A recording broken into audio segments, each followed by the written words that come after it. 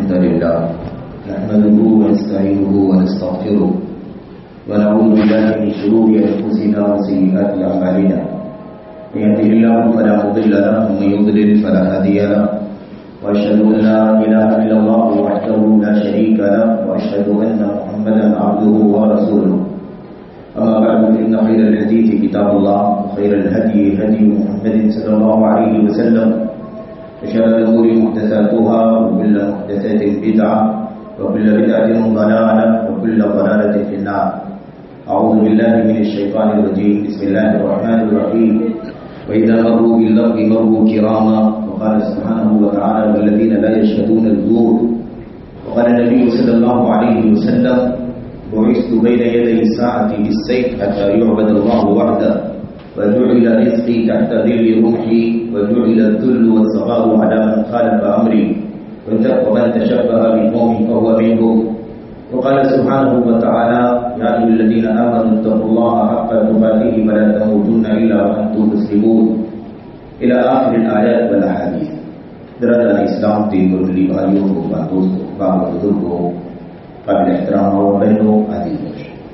اللہ تبارک و تعالیٰ نے رات اور دن کے آنے جانے کو، مہینوں کے بدلنے کو، سالوں کی تبدیل ہونے کو اپنی کائنات کی نشانیوں میں شمار فرمایا ہے.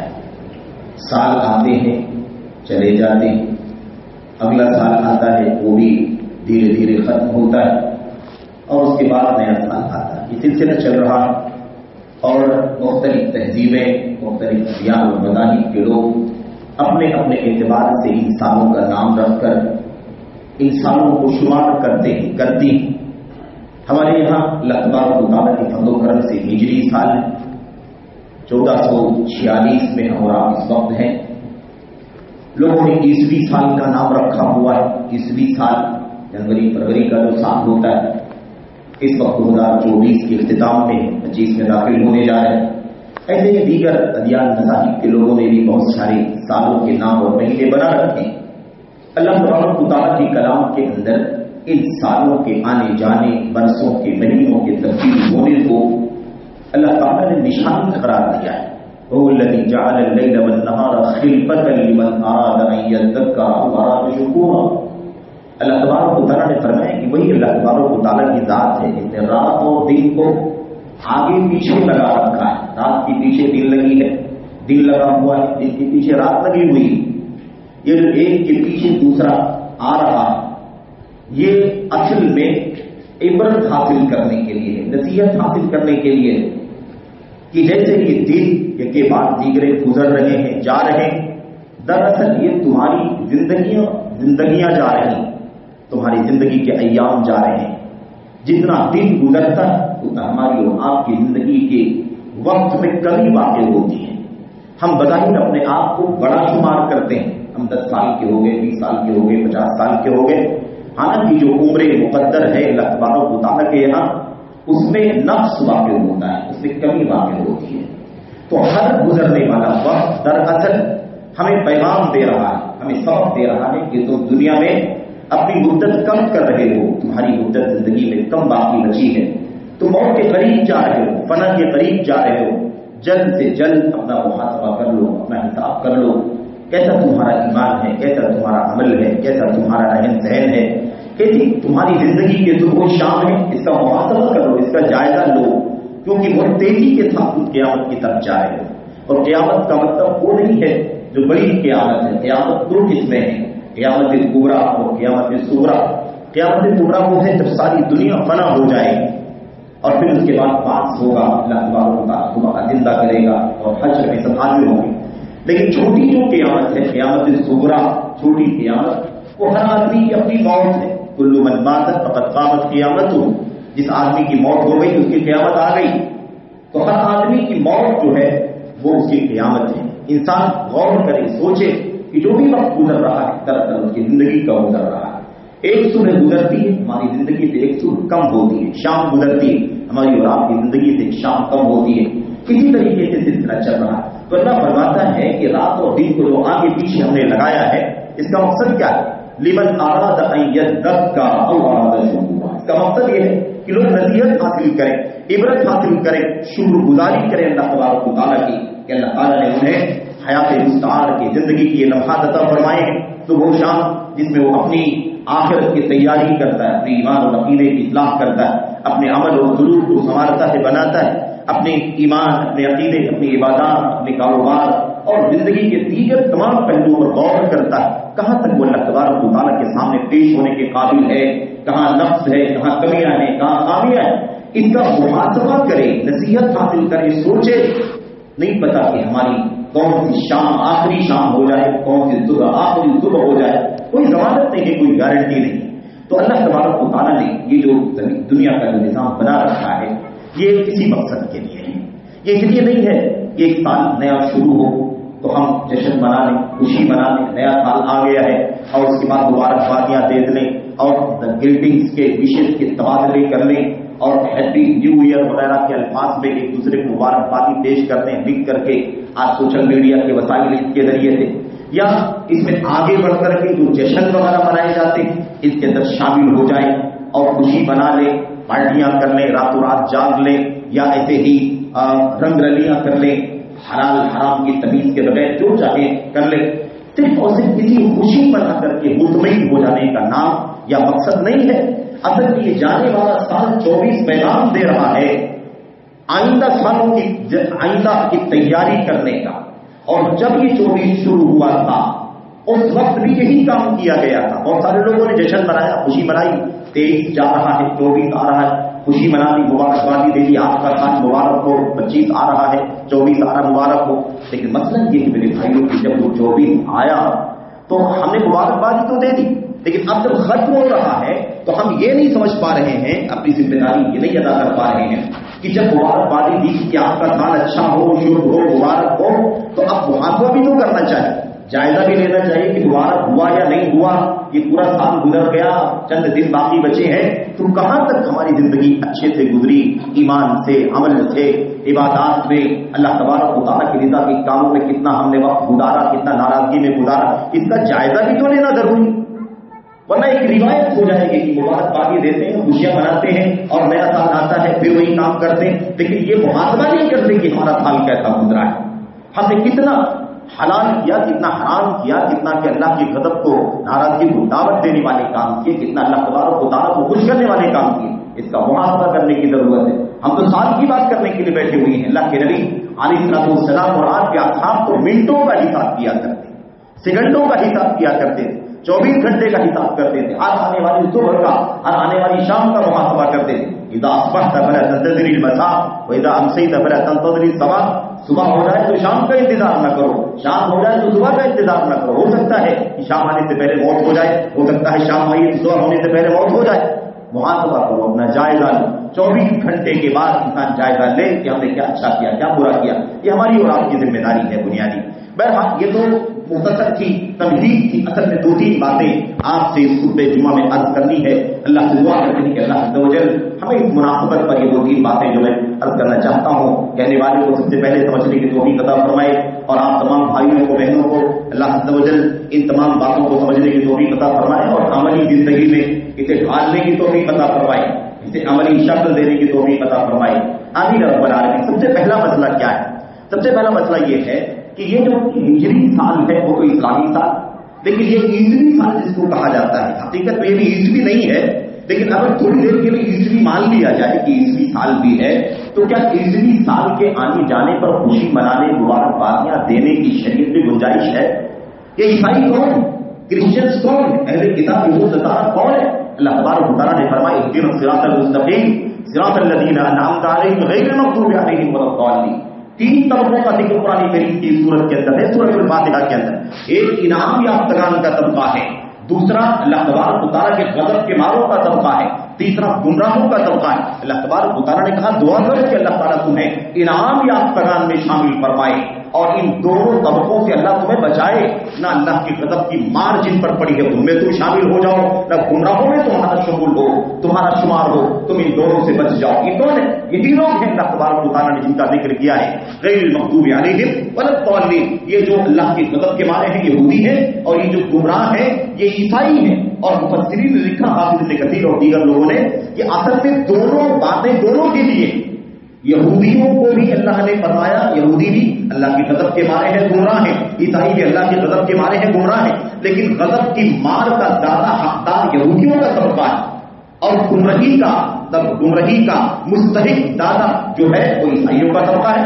ورنہ دونوں کے لیے دونوں چیزیں ہیں، اللہ کا غضب بھی ہے، دونوں کے لیے اللہ تبارک و تعالیٰ کے یہاں ہدایت کے بجائے ضلالت بھی ہے، دو کے دونوں گمراہ بھی ہیں، دو کے دونوں اللہ کے غضب کے مارے بھی ہیں. تو سوال یہ پیدا ہوتا ہے کہ عیسائی سال عیسوی سال بھی اگر اس کو مانے تو مسئلہ یہ پیدا ہوتا ہے کہ عیسائی تو وہی ہیں جنہوں نے اللہ تبارک و تعالیٰ کو گالی دی ہے.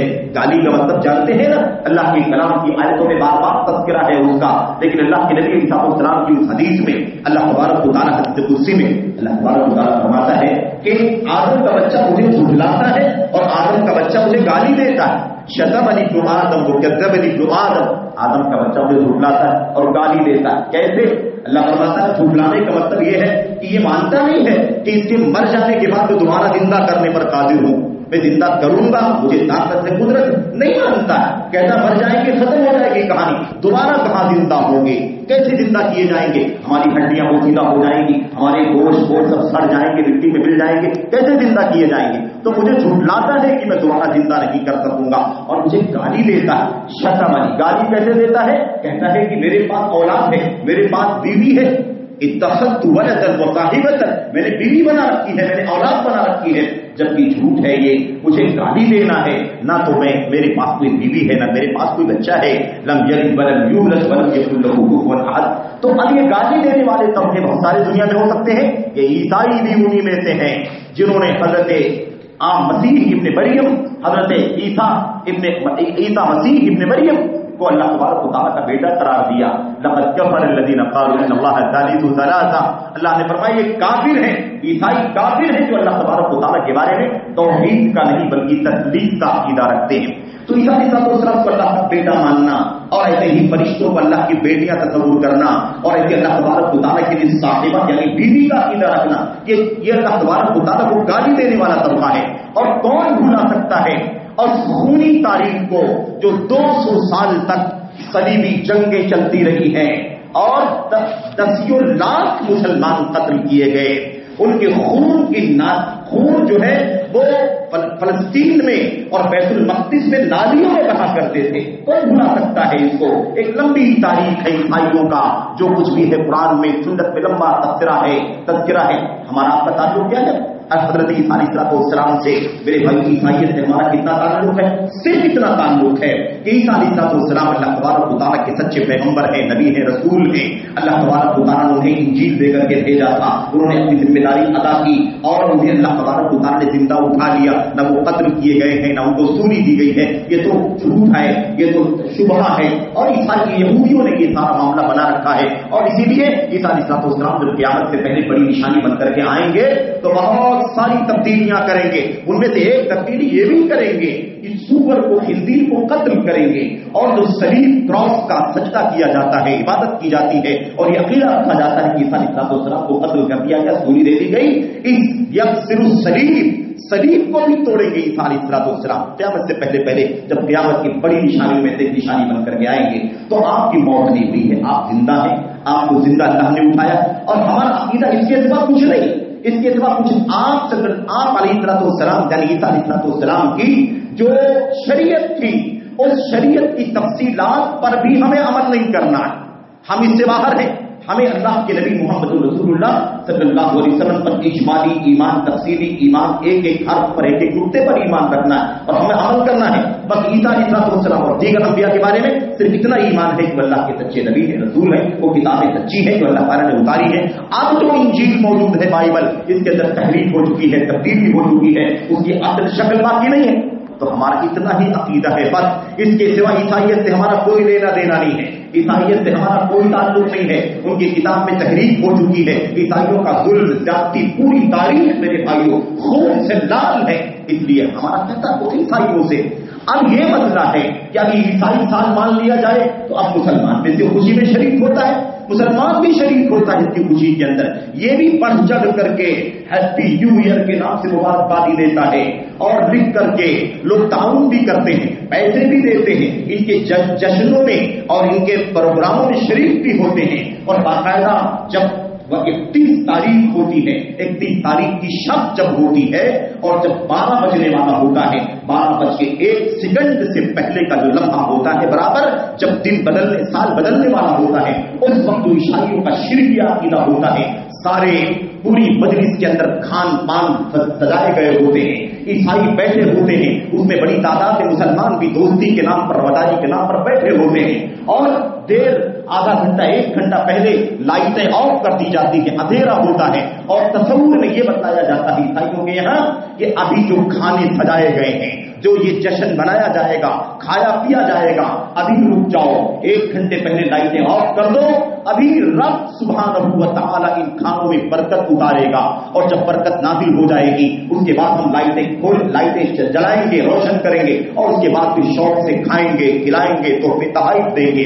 یہ رب کی برکت کا جو عقیدہ ہے ان کھانوں کے اوپر 31 تاریخ کی شب میں 12:01 سے 1 سیکنڈ سے پہلے کا، یہ اصل میں وہی عیسائیت کا عقیدہ ہے کہ عیسیٰ علیہ السلام کو انہوں نے رب ماننے کا عقیدہ بنا رکھا ہے کہ وہ رب ہے، یعنی عیسیٰ علیہ السلام آئیں گے اور ان کھانوں میں برکت اتار کر کے جائیں گے، پھر اس کے بعد ہم کھانا کھائیں گے، ہمارا سال شبھ گزرے گا، ہمارا سال بابرکت گزرے گا. اور پھر اس کھانے کو لوگ کھاتے بھی ہیں، اپنے پاس محفوظ بھی کرتے ہیں اور جو لوگ نہیں آئے ہیں ان تک برکت کے لیے پہنچاتے بھی ہیں. یہ جو شرکی عقیدہ ہے، کفری عقیدہ ہے، اس کے اندر بھی مسلمان شریک ہوتا ہے. میرے بھائیوں، کہنے کی بات یہ ہے، کہنے کا مقصد یہ ہے کہ یہ سارا تعلق ہے. آخر ہمیں نئے سال کی مبارکبادی شریعت کے اندر کیا گنجائش ہے؟ اگر کسی نئے سال کی مبارکبادی کی گنجائش ہوتی، نئے سال کا جشن منانے کی گنجائش ہوتی تو ہم ہجری سال پر جشن کیوں نہ مناتے؟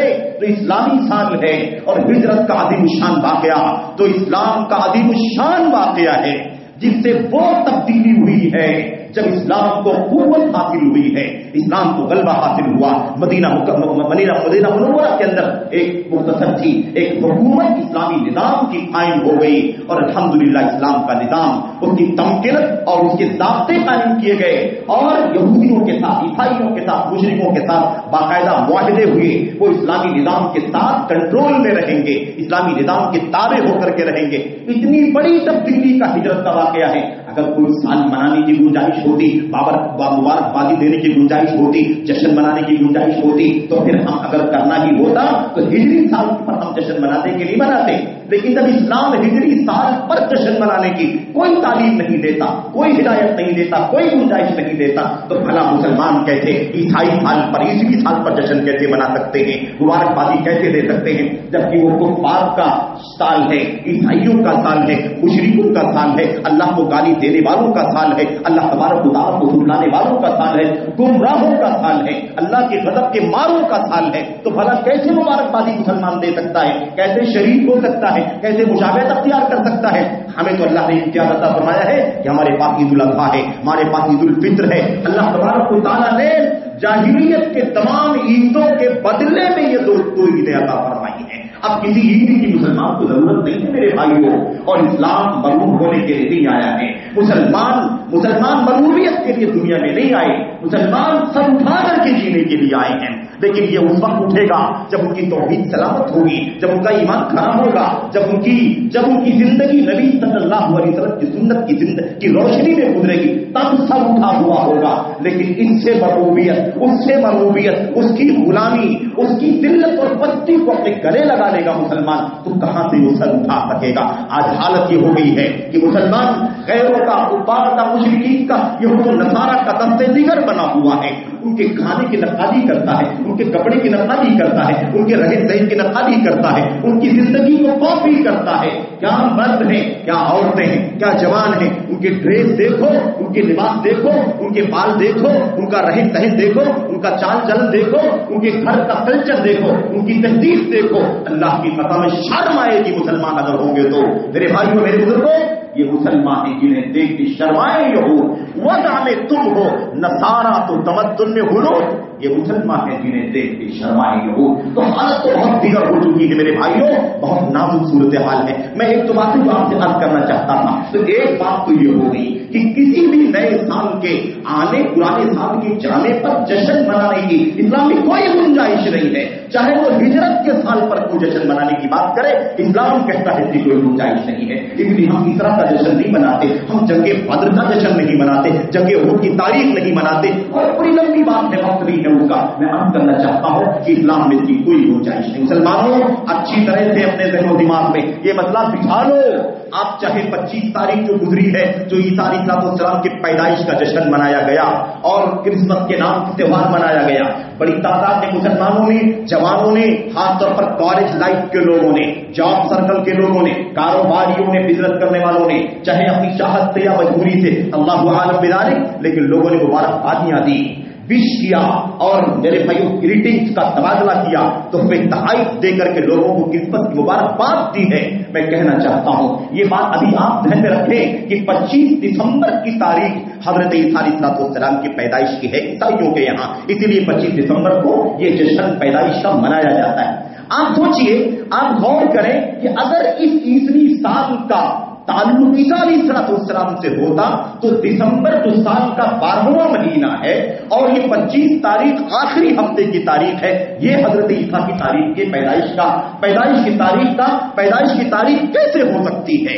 یا تو پیدائش سے سال کی شروعات ہوئی ہو یا کسی اور مناسبت سے اس کی شروعات ہوئی ہو، لیکن ہجری عیسوی سال کا 12واں مہینہ ہے. جنوری فروری سے گزرتے ہوئے دسمبر تو لاسٹ میں آتا ہے اور یہ 12واں مہینہ ہے. 12ویں مہینے کی 25 تاریخ کو عیسیٰ علیہ السلام پیدا ہو رہے ہیں. یہی یہ میسج مل جاتا ہے، یہی یہ سبق مل جاتا ہے کہ عیسیٰ علیہ السلام سے اس سال کا کوئی تعلق نہیں ہے. اگر اس کا تعلق ہوتا تو پھر یہ 11 مہینے اور 11 مہینے 24 دن عیسیٰ علیہ السلام کی پیدائش سے پہلے جو گزرے تو اس کا کیا تعلق ہے عیسیٰ علیہ السلام کی پیدائش سے؟ یہاں یہ بات سمجھ میں آ جانی چاہیے. تو میں آپ کو بتانا چاہتا ہوں حقیقت یہ ہے کہ اس کا عیسائیت سے کوئی تعلق نہیں ہے. یہ جنوری فروری مارچ اپریل کا سال اور ایسے یہ جو مہینے ہفتے کے جو دن ہیں ٹھنڈے ٹھنڈے والے، ان سب کا کوئی تعلق عیسائیت سے نہیں ہے. اصل میں یہ سال عیسیٰ علیہ السلام سے کئی سو سال پہلے، عیسیٰ علیہ السلام سے کئی سو سال پہلے یونانی تہذیب و کلچر کا، یونانیوں کا سال ہے، رومن کا سال ہے. ان لوگوں نے یہ سال بنا رکھے تھے اور وقت نہیں ہے. میں آپ کو اشارہ کرنا چاہتا ہوں کہ یہ سال جو 12 مہینے کے آج ہمارے سامنے ہیں اور ہم جانتے ہیں یہ 30 کا مہینہ ہے، 30 کا مہینہ 29 کا 28 کا ہے، یہ بھی سب بعد میں مرتب ہوا. ایک بہت بڑا ماہر تاریخ اور جغرافیہ اور موسمیات کا جاننے والا ایک مصری محقق تھا، اس نے یہ سب مرتب کر کے فائنل کیا ہے. ورنہ سال کے ایام اور ایسے مہینے اور ایسے گھنٹے منٹ کے برابر سیٹ نہیں ہوتے تھے. پہلے یہ 10 مہینہ ہی تھا، 12 مہینہ نہیں تھا. اس کے اندر جنوری فروری نومبر دسمبر بعد میں شامل کیا گیا. میں بتانا چاہتا ہوں میرے بھائیوں کہ یہ بھی جان لیں، اگر کسی کے دل میں تھوڑی سی قربت ہو کہ چلو ٹھیک ہے عیسائی کچھ بھی صحیح، لاکھ مجرم صحیح، گنہگار صحیح، لیکن آسمانی دین کے ماننے والے ہیں، تورات انجیل کے ماننے والے لوگ ہیں، عیسیٰ اور موسیٰ علیہ السلام کو اللہ تبارک و تعالیٰ کے سچے پیغمبر گزرے ہیں، لاکھ ان کے مسائل ہوں، لیکن نسبت ہے کہ آسمانی دین کے لوگ ہیں اور عیسیٰ اور موسیٰ جو اللہ تبارک و تعالیٰ کے انبیاء ہیں ان سے نسبت رکھنے والے لوگ ہیں. اگر ایسا کوئی کسی کے ذہن میں کچھ تھوڑا بہت ہو تو وہ بھی جان لے کہ میرے بھائیوں اس کا عیسیٰ علیہ السلام سے کوئی لینا دینا نہیں ہے. یہ دراصل رومی سال ہے، یونانی سال ہے، یونانیوں نے اس کو بنایا تھا اور بڑے عروج و زوال کے بعد تاریخ کے یہاں تک پہنچا ہے. اور پھر یہ ہے کیا جنوری فروری مارچ، اتنا صاف ستھرا لفظ بھی نہیں ہے.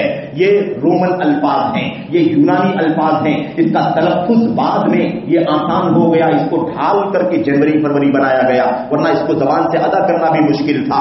وجہ کیا ہے معاملہ؟ اصل میں جنوری فروری یہ 2 قسم کے لوگوں کے نام ہیں. یونانیوں کے دیوی دیوتاؤں کے نام ہیں یا بتوں کے؟ یونانی بتوں کے نام ہیں، ان کے دیوی دیوتاؤں کے نام ہیں، ان کے باطل خداؤں کے نام ہیں، اور یا تو ان کے بادشاہوں کے نام ہیں. کسی موقع پر اس کو سمجھا جا سکتا ہے کہ آخر جنوری فروری کس کے نام ہیں. تو میں بتانا چاہتا ہوں کہ یہ 2 ہی چیزوں کے نام ہیں.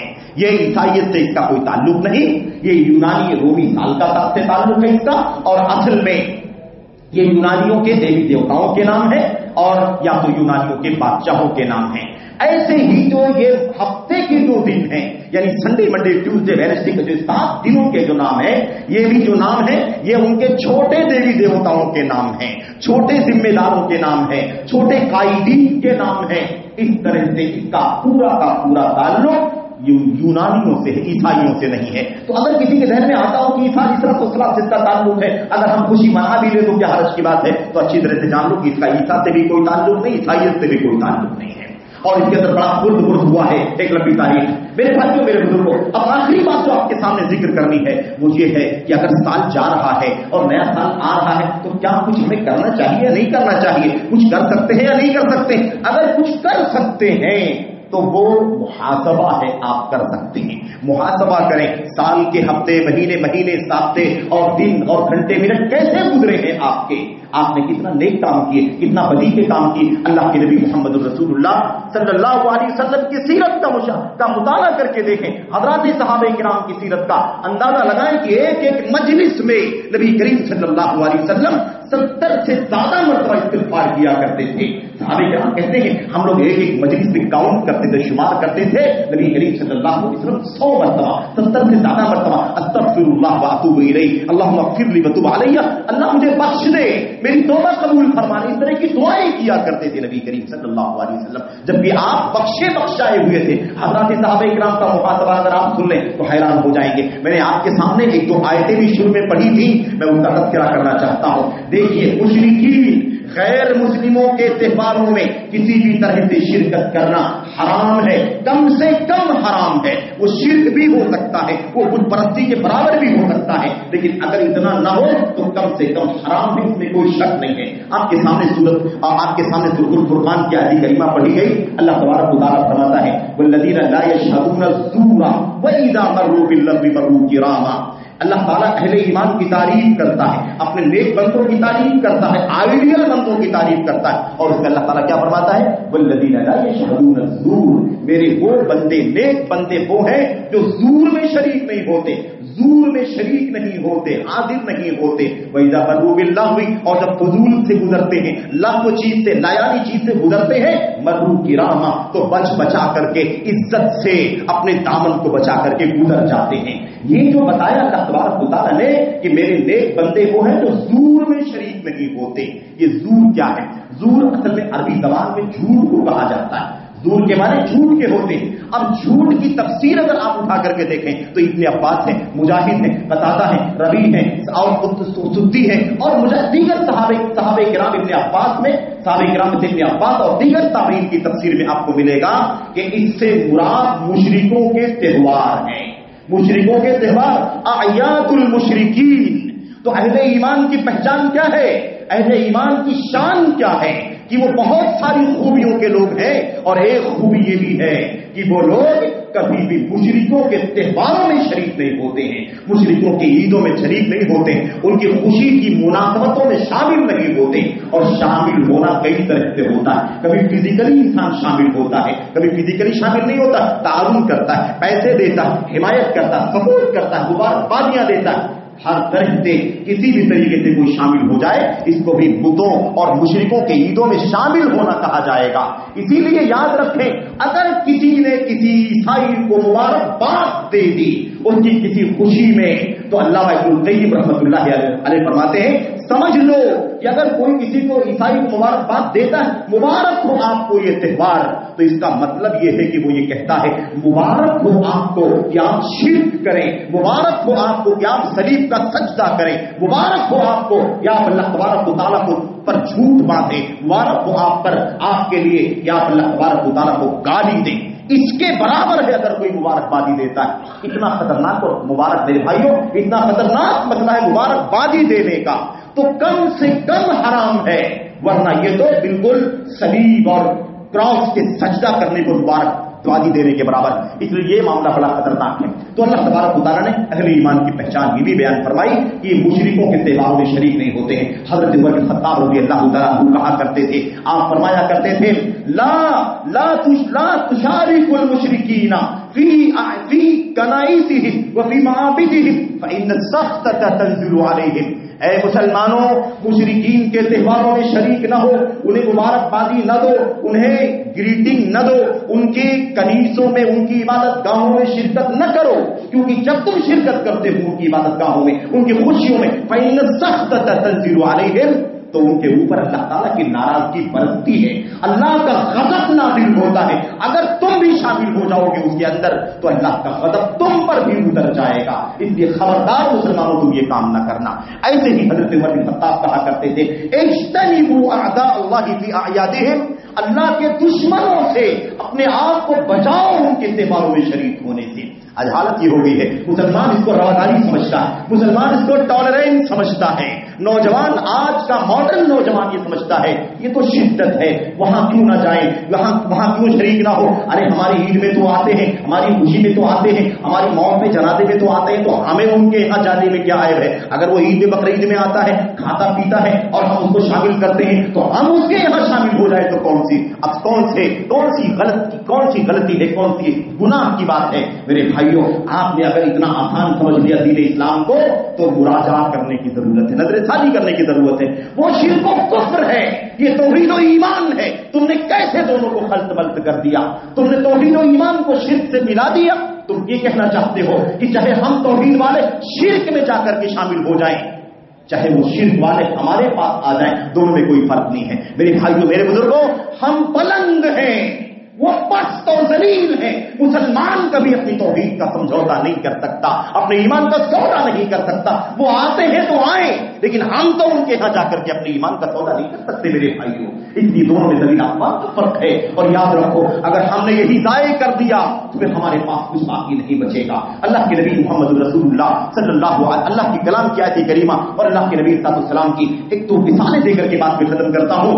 ہمارے لیے اگر کچھ کرنا ہے، ہم چاہتے ہیں کہ کچھ کریں، سال ختم ہو رہا، نیا سال آ رہا ہے، تو ہمیں اپنی گریبان میں جھانکنے کا کام کرنا ہے، ہمیں اپنا جائزہ لینے کا کام کرنا ہے، ہمیں اپنا امتحان لینے کا کام کرنا ہے. اپنے ایمان کا امتحان، اپنی عبادات کا امتحان، اپنے حلال و حرام کا امتحان، اپنے حقوق کی ادا کرنے پامال کرنے کا امتحان، اپنے غلط صحیح کرنے کا امتحان لینا ضروری ہے. جھانک کر کے دیکھیں انسان، سال گزر گیا ہے، پورے سال میں ہم نے کتنا حلال کیا، کتنا حرام کیا، کتنا کفر کیا، شرک کیا، کتنے ناراضگی کا کام کیا، کتنا نمازیں ہم نے ضائع کیا، کتنا ہم نے اللہ تبارک و تعالیٰ کے حقوق کو پامال کیا، ہم نے کتنا اللہ تعالیٰ کے بندوں کے حقوق کو پامال کیا. اس کا جائزہ لینے کی ضرورت ہے. یا ایھا الذین آمنوا اتقوا اللہ ولتنظر نفس ما قدمت لغد واتقوا اللہ ان اللہ خبیر بما تعملون. اے ایمان والو، اللہ سے ڈرو، اور ہر ایمان والا، ہر نفس اپنے گریبان میں جھانک کر کے دیکھے، اپنا جائزہ لے. ہر آدمی غور کرے، سوچے ما قدمت لغد، کل قیامت کے لیے اس نے کیا بھیجا ہے، کل قیامت کے لیے اس نے کیا بھیجا ہے. اگر ابھی موت ہو جائے تو کیا لے کر کے اللہ تبارک و تعالیٰ کے پاس جائے گا؟ کون سا ایمان جائے گا، کون سا عقیدہ جائے گا، کون سی عبادات جائیں گی، کون سا حلال و حرام جائے گا؟ یہ ہماری اور آپ کی ذمہ داری ہے. تو وَلْتَنظُرْ نَفْسٌ مَا قَدَّمَتْ لِغَدٍ، ہر نفس کو، آپ کو مجھ کو سارے مردوں کو، خواتین کو، سب کو چاہیے کہ وہ کیا کرے؟ ہر نفس غور کرے، سوچے، اپنا جائزہ لے. مَا قَدَّمَتْ لِغَدٍ، کل قیامت کے لیے اس نے کیا بھیجا ہے، کیا پیش کیا ہے. اگر اللہ تبارک و تعالیٰ کے ہاں حاضر ہونے پر ایمان ہے تو ہماری اور آپ کی ذمہ داری. اللہ فرماتا ہے واتقوا اللہ ان اللہ خبیر بما تعملون، اللہ سے ڈرو، اللہ تبارک و تعالیٰ تمہارے سارے اعمال کی خبر رکھتا ہے. تم بھول جاتے ہو، ہم بھول جاتے ہیں، اللہ تبارک و تعالیٰ کو ایک ایک چیز کا علم ہے اور اس کے فرشتے نوٹ کر رہے ہیں. قیامت کا دن ہوگا، نام اعمال کھولے جائیں گے، میرے آپ کے سب کے نام اعمال کھولے جائیں گے. انسان نام اعمال کو دیکھ کر کے حیران ہو جائے گا، ایک ایک باریک سے باریک گناہ نوٹ کیا گیا ہوگا. انسان حیران ہو کر کے کہے گا ما لهذا الكتاب لا يغادر صغيرة ولا كبيرة الا احصاها ووجدوا ما عملوا حاضرا. انسان حیران ہوگا اس نام عمل کو کیا ہو گیا ہے، اس نے تو کوئی چھوٹا بڑا عمل چھوڑا ہی نہیں ہے، سب نوٹ کر لیا ہے۔ میں نے مجھے تو یاد بھی نہیں ہے یہ گناہ میں نے کب کیا، میں نے کب کیا، یہ میں نے گناہ کا کام کب، مجھے نہیں معلوم، لیکن وہ سب نوٹ ہوگا۔ وہ وجدوا ما عملوا حاضرا، جتنا بھی عمل کیا ہوگا سب کو اپنی آنکھوں کے سامنے دفتر میں لکھا ہوا پائے گا۔ مسلمانوں محاسبہ کرنے کا ٹائم ہے، مبارکبادی دینے کا ٹائم نہیں ہے، شرک ہے، حرام ہے اللہ تبارک و تعالیٰ سے کہ دشمنوں کا ساتھ دینا ہے۔ اگر کچھ کرنا ہے تو محاسبہ کرنے کی ضرورت ہے۔ گریبان میں جھانک کر کے دیکھو کیا اچھا کیا ہے، کیا برا کیا ہے۔ اچھا کیا ہے اللہ تبارک و تعالیٰ کی حمد کرو، شکریہ ادا کرو، اللہ سے توفیق مانگو کہ اللہ مزید نیکیوں کی 25 والے سال میں اور نیکیوں کی توفیق عطا فرمائے۔ اور اگر غلط کیا ہے، گناہ کیا ہے، معصیت کیا ہے، حلال و حرام کی تمیز ختم کر دیا ہے، اللہ سے توبہ کرو، اللہ سے توبہ کرو، اللہ سے توفیق مانگو کہ اللہ تعالیٰ اب تک تو زندگی گندگی کے ساتھ گزری ہے، آگے کی زندگی اللہ تبارک و تعالیٰ نے نیکی اور بندگی کے ساتھ گزارنے کی توفیق عطا فرمائے۔ یہ ہماری اور آپ کی ذمہ داری ہے۔ اور اس سلسلے میں بہت ساری باتیں ہیں۔ حضرت عمر بن خطاب رضی اللہ تعالیٰ عنہ کہا کرتے تھے، آپ کہا کرتے تھے، اللہ اکبر، حاسبوا انفسکم قبل ان تحاسبوا وتزینوا للارض الاکبر یومئذ لا تعرضون لا تخفى منکم خافیہ۔ عمر بن خطاب رضی اللہ تعالیٰ عنہ کہا کرتے تھے، میرے بھائیوں، اے لوگوں، اپنا حساب لو، اپنا گریبان میں جھانک کر کے دیکھو، اپنا جائزہ لو، سوچو کہ تم نے کیا اچھا برا کیا ہوا ہے۔ جیسے ایک شریک ایک پارٹنر اپنے پارٹنر کا محاسبہ کرتا ہے، ایک ٹکے کا حساب کرتا ہے، اس سے زیادہ انسان کو اپنا حساب کرنے کی ضرورت ہے۔ تو حاسبوا انفسکم قبل ان تحاسبوا، اپنی ذات کا حساب کرو قبل اس کے کہ اللہ تعالیٰ تمہارا حساب لے۔ وزنوا اعمالکم قبل ان توزنوا، اور اپنے اعمال کو تولو قبل اس کے کہ تمہارے اعمال قیامت کے دن میدان عادل میں تولے جائیں۔ وَتَزَيَّنُوا لِلْأَرْضِ الْأَكْبَرِ، اللہ تعالیٰ کے سامنے سب سے بڑی پیشی ہوگی جب ساری انسانیت اللہ تبارک و تعالیٰ کے سامنے کھڑی ہوگی، اور سب سے بڑی مجلس میں، سب سے بڑے مجمع میں حاضر ہونے کے لیے اپنے آپ کو سنوار لو، اپنے آپ کو بنا لو، اپنے آپ کو لائق کر لو کہ اللہ کے سامنے کھڑے ہو سکو۔ یومئذ تعرضون لا تخفى منکم خافیہ، اللہ فرماتا ہے جس دن تم اللہ کے سامنے پیش کیے جاؤ گے تمہارا ایک معمولی سا عمل بھی پوشیدہ نہیں ہوگا، اللہ تبارک و تعالیٰ کے سامنے سب کھلا ہوگا۔ اس لیے مبارکبادیاں نہیں، یہ کفار کا کام ہے، مشرکوں کا کام ہے، اللہ تعالیٰ کے دشمنوں کا کام ہے۔ اس میں کسی بھی شریک نہیں ہونا، نہ کرسمس میں، نہ ہولی، نہ دیوالی میں، نہ ایسے ہی کسی اور مشرکوں اور پرستوں کے تہوار میں، نہ ہیپی نیو ایئر کے نام سے کسی کو مبارکباد دینا۔ ہم نے عرض کیا عیسائیوں کا بھی تہوار نہیں ہے، یہ یونانیوں کا، رومیوں کا تہوار ہے، اس لیے اس کا اسلام سے کوئی لینا دینا نہیں ہے۔